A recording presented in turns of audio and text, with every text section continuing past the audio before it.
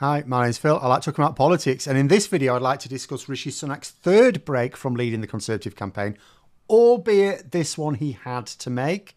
Now, a few days I did suggest that perhaps the Tories would be better off if Sunak just didn't say anything anymore. I didn't expect them to be thinking along similar lines themselves. After all, if there's no campaign focus for the Tories, they will struggle to win support, especially as when Sunak does adopt radio silence, other Tories fill the void with even dumber ideas. This is essentially the 24th day of the campaign, if you don't count the day he announced the election.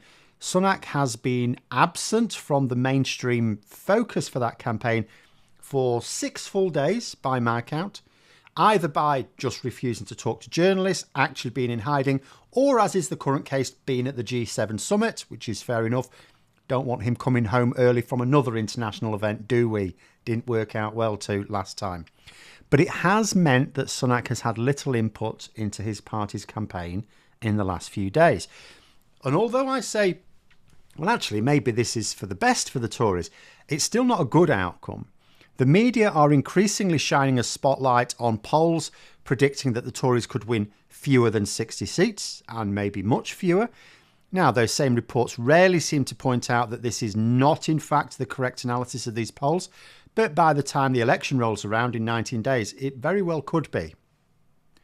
I talked yesterday about how we're starting to see the signs which led to Canada 1993, but the Conservative problem has been they need to increase support. But the way they're doing this is by attacking Labour, who probably aren't expecting to attract many more undecided Conservative voters or former Conservative voters at this point. And they're completely ignoring Reform UK, who are actively harvesting those votes as we speak. They held a press conference in which they didn't really seem interested in talking about their own manifesto. They just wanted to attack Labour's. Now, that's fine if you're then going to say how your own is better, but they seem to forget to mention that. They've tried doubling down on more lies. Labour hadn't ruled out increasing capital gains tax, so it was reasonable for the Tories to say, oh, they won't rule it out, therefore they're probably planning on doing it. But then they said Labour will make it apply to the family home as well. And what was the basis for this assertion? Simply that Labour hadn't specifically ruled it out.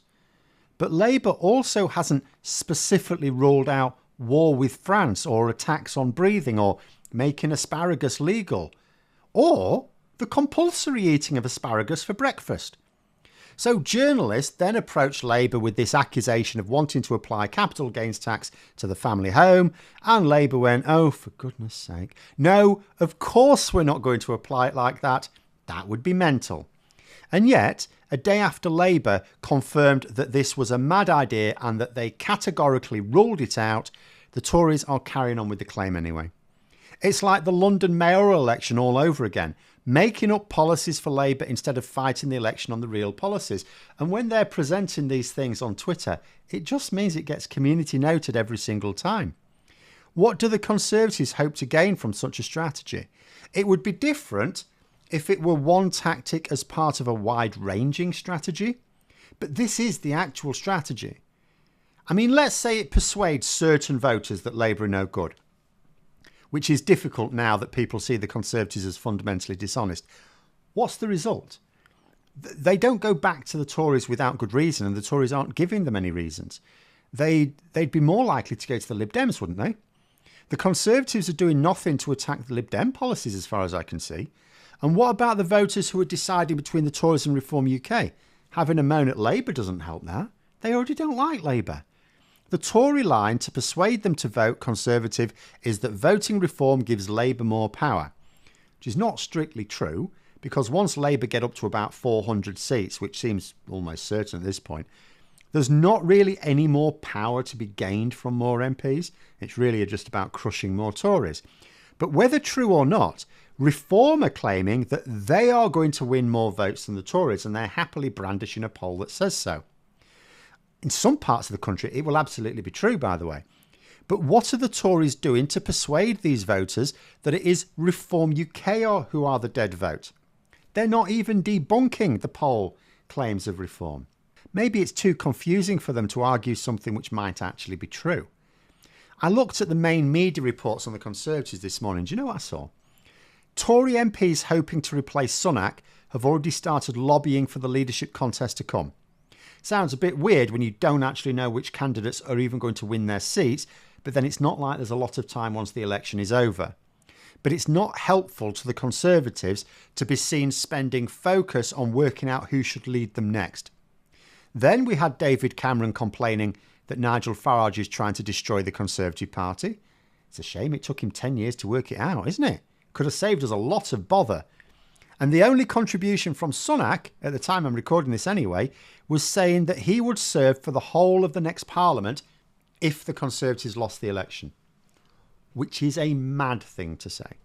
First of all, we know it's rubbish. I don't know if he will immediately leave Parliament or stick around to try to influence the leadership contest for his replacement, but he's definitely not hanging around as a backbencher for years, especially with Labour's plans for a ban on advocacy work. It would be too expensive for him. But whether we can believe him or not, why would he say it? At the Tory manifesto launch, a journalist asked James Cleverly if his party would win the election. Cleverly couldn't say they would. Should have been the obvious answer. Yes, of course we're going to win. Doesn't matter that people don't believe it. There wasn't even an audience there to laugh at him. He suggested it was possible. Oh, yeah, we could absolutely grasp things, he was saying. But he didn't use language any stronger than that. And now Sunak is talking seriously about what he intends to do when he loses.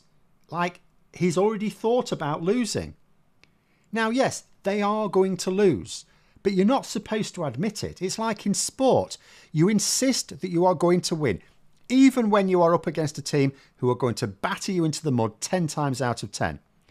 Your supporters expect that fighting spirit regardless of the odds.